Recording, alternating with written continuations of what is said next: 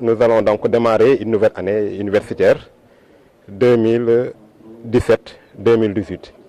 Donc là, comme vous le savez, donc, à chaque fois donc, au démarrage, on accueille de nouveaux bacheliers donc, qui vont faire la première année.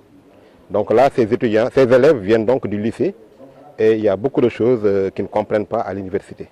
Donc c'est pourquoi, donc, d'une manière traditionnelle, chaque année, on a coutume, avant de démarrer les cours, de regrouper tout le monde, tous les étudiants, de leur expliquer ce qu'est l'université, ce qu'est l'UT, où est-ce qu'ils rentrent, comment ils doivent faire donc pour s'en sortir. Et leur donne l'occasion aussi de poser des questions sur beaucoup de choses, par exemple sur l'aspect social, les logements, les bourses, comment ils seront évalués pour avoir leur diplôme. Comme ça leur permet d'avoir une meilleure compréhension de l'université, de l'institut où ils vont étudier, et maintenant pour augmenter leurs chances de réussite. Et concrètement, les enseignements démarrent quand? Les enseignements démarrent demain matin à 8h30, Inch'Allah. Les conditions sont réunies?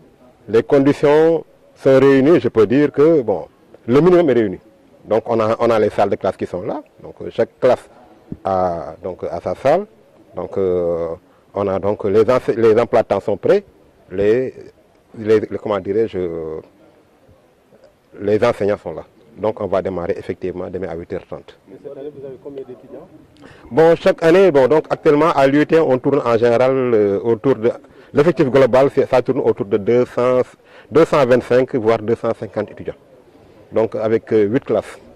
Donc pour le moment, on a 8 classes de DUT1, DUT2 et une classe de licence professionnelle.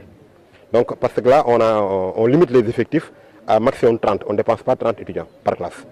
Donc parce que c'est un enseignement professionnel avec des travaux pratiques, etc. Si on a des effectifs pléthoriques, c'est un peu difficile. Donc on limite les effectifs à 30 maximum. L'insertion, bon, on peut dire que c'est satisfaisant.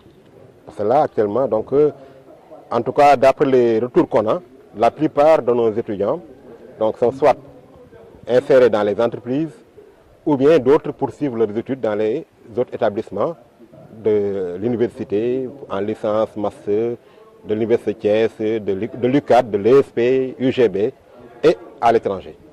Donc là, vraiment, parce qu'il y a deux insertions, la poursuite des études et le travail dans l'entreprise. Et les échos qu'on a, vraiment, on a un très bon taux d'insertion. Et cela est dû aussi au fait que les programmes donc, ont été montés donc, suivant l'approche par les compétences. Donc on a monté les filières pour répondre à des besoins. Et là, je peux vous donner l'exemple, par exemple, de la filière géomètre-topographe. Donc, par exemple, là, on l'a montée en 2010. Et là, donc, c'est l'ancien directeur du CADAS, donc je pense qu'il s'appelle M. Taïbrou, qui nous avait appelé pour nous dire qu'il y a un problème actuellement au niveau du Sénégal. Le corps est vieillissant. Et là, si on ne forme pas des géomètres-topographes, là, on risque d'avoir un problème dans le domaine foncier. Et là, on a monté cette filière-là avec le CADAS. On a monté le programme, le cadastre et l'Ordre national des géomètres-topographes. Et ces gens même viennent intervenir dans le cours. Et actuellement, donc, et tous ceux qui sont formés pratiquement, la plupart, sont actuellement dans les services cadastre, domaine, partout dans le Sénégal, à Thiès même, etc. Donc ce sont nos étudiants qui sont là. Moi, je suis le directeur de l'UT. Bon, à l'UT en général, bon, moi je m'occupe de l'aspect pédagogique. Et maintenant, il y a le COUD qui s'occupe donc de l'aspect social. On a un service aux étudiants, donc le directeur est là. Donc là, apparemment, donc, il y avait un problème de pompe, etc. Bon, je ne peux pas m'avancer. Donc là, donc c'est eux qui sont chargés donc vraiment de s'occuper des problèmes de logement, l'hébergement et autres là. C'est pourquoi quand on m'a posé la question, est-ce que vous êtes prêt à démarrer, j'ai un peu tiqué, je sais que pédagogiquement tout est rempli. Mais côté social, on ne peut pas, bon, je ne peux pas m'assurer. C'est pourquoi on a actuellement, normalement, on devait commencer les cours depuis le 3. Depuis le 3 octobre, on devait commencer les cours. Mais le COUD n'a pas ouvert. Le COUD vient d'ouvrir donc son campus. On ne peut pas ouvrir donc sans le COUD. Et là, ceux qui ont ouvert sans le COUD, la plupart, il y avait une grève à l'université. Donc là, c'est pourquoi moi j'ai opté, je me suis dit, tant que le COUD n'ouvre pas, moi je n'ouvre pas. Parce que ce n'est pas la peine d'amener des étudiants qui viennent de partout du Sénégal, qui les amènent ici, ils n'ont pas de logement, ils n'ont pas de restaurant, et là ça va créer des problèmes. C'est ça qui explique un peu le retard qu'on a dans le démarrage des cours. Actuellement, on est en train de faire la cérémonie d'ouverture pour accueillir les nouveaux étudiants, pour ensuite commencer les cours demain, Inch'Allah, à 8h30. Voilà, c'est une journée symbolique pour des nouveaux Ils viennent de partout du Sénégal. Comment vous les accueillez? Est-ce qu'ils sont dans de bonnes conditions? Oui, pour le moment, on les a accueillis. Bon, mais certes, il y a quelques zones d'ombre au niveau de la vie sociale. C'est ce que j'ai pu relater au niveau avec le recteur. Mais il reste à avoir réglé le problème de l'eau, notamment au niveau de l'hôtel du Rail où réside la majeure partie des étudiants.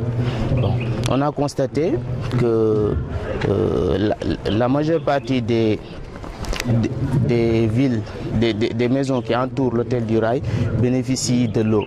Or que nous, au sein de notre campus même, l'eau vient rarement et aussi c'est pratiquement aux environs de 4 heures du matin, et quand l'eau vient, ce sera pour une courte durée, environ 30 minutes, 1 heure de temps.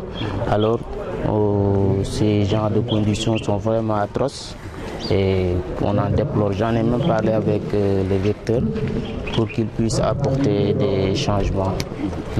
Est-ce seulement l'eau qui vous pose problème? Oui, effectivement, c'est l'eau et aussi il y a le problème de bus.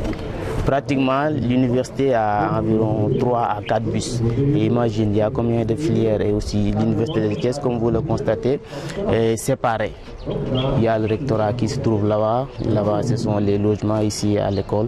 Pratiquement, donc si les bus ne sont pas encore opérationnels, donc il y aura pratiquement un problème de déplacement parce que les étudiants, il y en a certains qui ne bénéficient pas des moyens pour essayer de se payer des taxis chaque jour et autres pour assurer leur déplacement pour venir en cours. Côté pédagogique, est-ce que tout est fait? Est-ce que vous êtes prêt à démarrer, disons, demain?